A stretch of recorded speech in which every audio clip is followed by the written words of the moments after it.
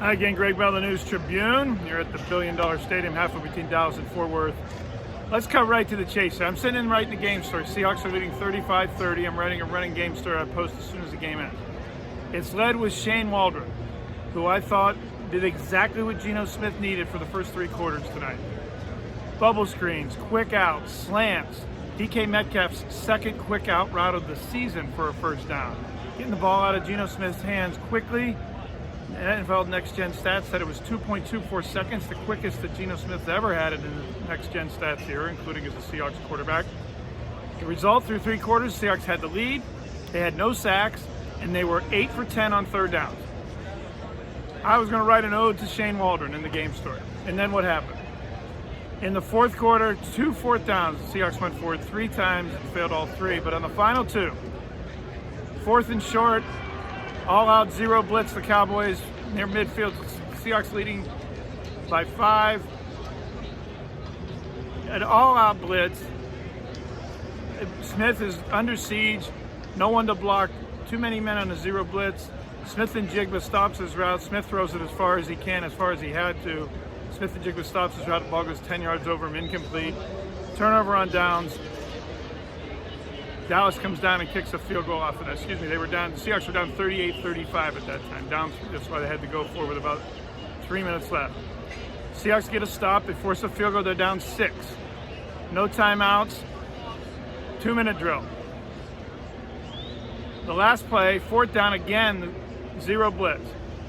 Micah Parsons is unblocked off the left side.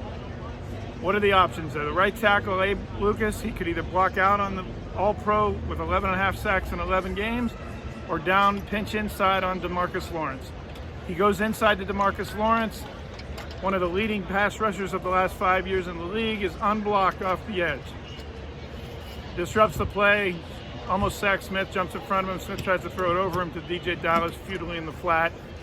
Fourth down, wasted, game over, Seahawks lose the game. They really could have won, and a massive improvement from last week against San Francisco. I asked Geno Smith after the game, and I prefaced, on the final play, I prefaced it with, I know the play call can't be Micah Parsons coming unblocked off the edge on fourth down.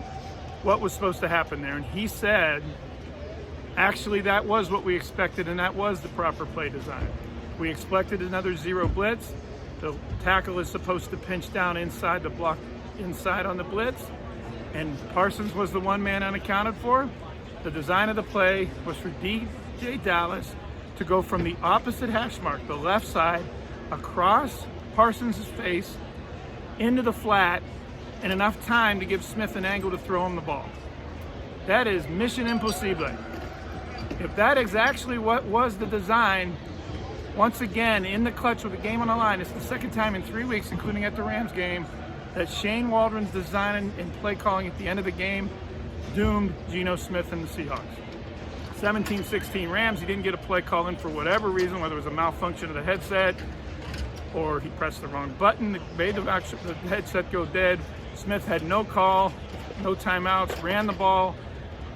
They used up a lot of time. You remember the deal. They missed the field goal that would have won the game. Tonight, if that was the scheme on the ultimate play that decided the game, the scheme saying Micah Parsons unblocked and DJ Dallas cross his face and get out to the flats, and we'll do our best with that. All right, let's talk about something else. This league, I know everyone wants to see points in passing, but this league has become impossible for defensive players. It really has. Tonight it got to the point, they were throwing so many penalty flags on both teams for defending passes, but especially Seattle, 10 penalties, 130 yards, 6 of them on defense that gave the Cowboys first downs. It got to the point that in the fourth quarter, CeeDee Lamb was, as soon as the ball was in the air, was turning his head and looking for Reek Woolen and running into him to create the contact. I saw it happen on the pass interference called on Woolen, that Lamb pretty much fell over the turf. Now look, a lot of people that follow me can tell you I'm not a homer here and I'm not rooting for the Seahawks. I'm just calling it like I see it.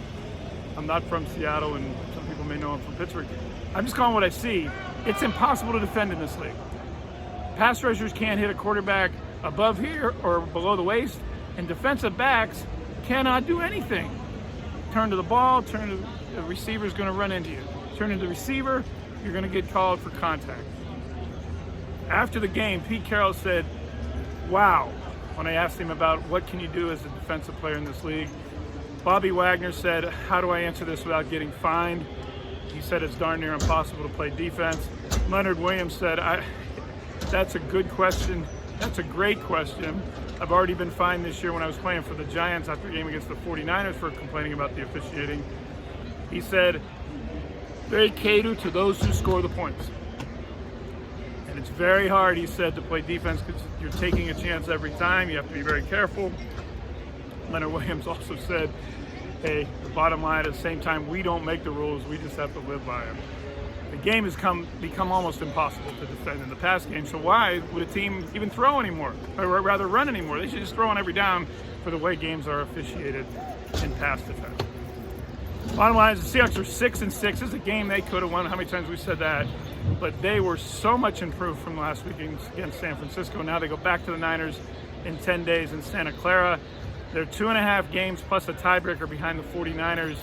With 5 games to go, it's looking a lot like it's going to be a bottom wild card seed in a first-round trip to the 2nd seed in round 1 yet again this season. All my coverage is at thenewstribune.com, my locker room interviews and reaction, also on Twitter at GBellSeattle. As always, thank you for watching.